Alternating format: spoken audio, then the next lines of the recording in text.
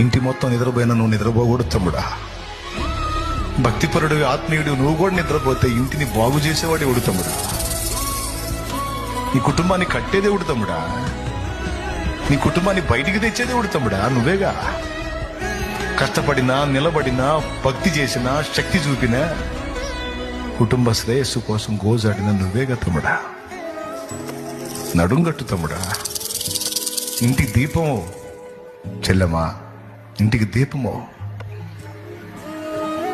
కన్నీరు గార్చు దేవుడి ముందు. నా దేవుని శక్తిని ఇంటి మీదకి దిగొస్తే కేకలు పెడతా వచ్చి రక్షణ పొందుతారు. కేకలు పెడతా